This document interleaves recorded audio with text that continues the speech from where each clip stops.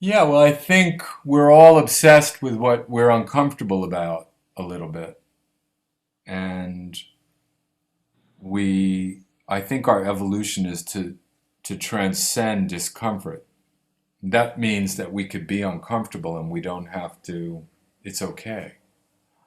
So finding okayness with discomfort is probably wow. But I think it's our destiny to transcend that polarity of, good and evil, or like bad and good, or it's our evolution to realize that, the Buddhists say life is suffering, right? But truly life is stressful. No matter what you do, you're not going to run away from that. You can't go anywhere to get away from the stress of life. You can mitigate it. But everywhere you go, there'll be some kind of stress. So it's your relationship to those things.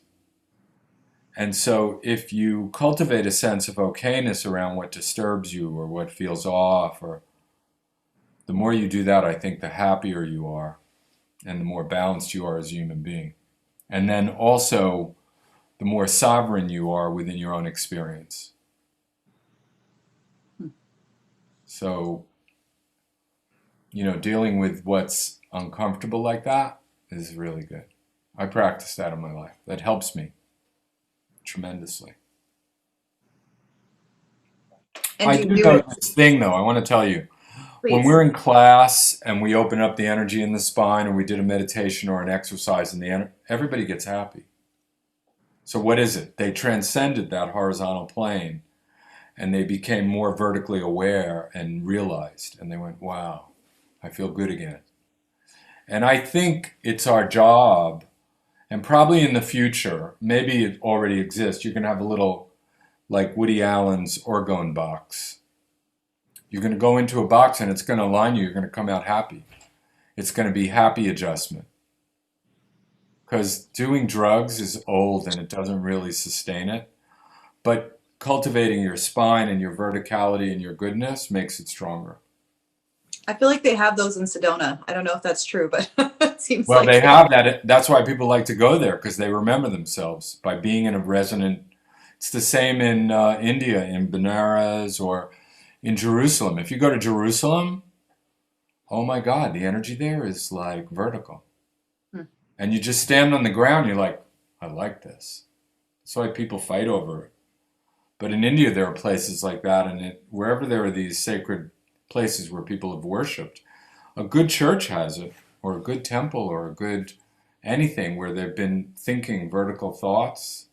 In New York, I'm in the middle of New York, and I'll walk into a church in the morning or in the afternoon during the week and just sit down, and I'll be like, oh my God. So Yeah. that's nature too, right? It's those things we don't realize. Like, this is the oxymoron, right? We're the most abundant, we're the most technologically advanced, we have the most things available to us, and we're poor and malnourished. What's with that? That means that we're missing. We got caught up in the materialism of everything that we have. So like letting go of that and experiencing what's going on around here is incredible, and being in what's really here is incredible anywhere. And certainly here in the world that we live in. It's abundant, it's crazy great. I watch this special news channel. It's Spectrum News One. I don't know if you heard me talk about it. It's news about people. And over the last week, I ran it. They had two. They tell the stories of people in the world, and they tell the stories of people doing good works. So there's this Indian chef. He's like the number one Indian chef in the country. He's a five-star Michelin chef. He's gourmet. He came from India. He brought Indian food to a whole new gastronomical level. His mom reprimanded him and said he should help India now. Hmm.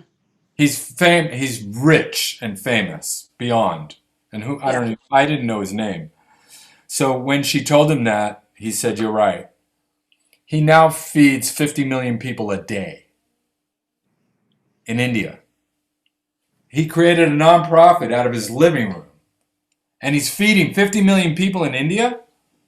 Holy crap. But he's just one guy. You know how many people are doing that work? 50. Wow, that's like people are feeding each other. Yeah. Really? We go to the food bank now on Thursdays and we box up food for people. I want to feed, doesn't that feel good? I think, our students are doing shit like that, programs to take care of each other. So I think humanity and then being in the right story or the right, in shamanism they say that the story helps you transcend that horizontal suffering. So being in the right story of life, and here this is what I really think about that. Like if you don't like the story you're in, change the story, change the narrative. Don't live in a story that makes pain for you. Live in a story you want to live in. I live in this crazy story of life. I don't care if it's real or it's real to me. If I Yeah. say it to my sister or my brother, they'll be like, well, I don't know about you, dude. You're You making that up. you take drugs, they'll be like that. I'll be like, yeah, I make drugs in my brain all the time. It helps me live in the story that I live in that I love. So I think that's all of that is choice, right? Yeah. So what we choose is what cultivates our body, our field, and our relations. And look, my friend he made a date with me and then he didn't show up. And then I got a text from him an hour or two, 3 hours later. He said, oh, I just woke up. I'm not sure he did just wake up. I don't know. I said, all right, it's no big deal. I'm here. And then he said, all right, I'm going to get dressed. I'll be right over. And then 3 hours later, he said, oh, man. He called me, actually. He said, I'm just lying on the grass somewhere. I said, all right, cool. Like, I don't care. He was so upset about it, though. He had to call me back the next day. And whatever he's into, it's okay. You know? Really? Do you care Right. that? I don't give a shit. I love him. If we don't give a shit about stuff, if we are really that loose that we can do that, we'll be much happier. And if we think that happiness is our destiny, see, I disagree with the Buddhists a little bit when they say life is suffering. I don't believe that life is suffering. Yeah, I don't There's, either. there's suffering in life, and we do it. We make ourselves suffer for sure. But there's not just suffering. There's so many things. There's so many great moments. So if we cultivate the happiness moments and we dream and live in the narrative, everybody living in their own narrative is really important. It makes you freer and happier. If you're freer, happier, more content with yourself, you'll be more tolerant of other people. We'll live and honor each other more. So I think your happiness project is probably, the answer. The answer. Barry Neil Kaufman likes it. Check him out. I will. Happiness is a choice. Yeah.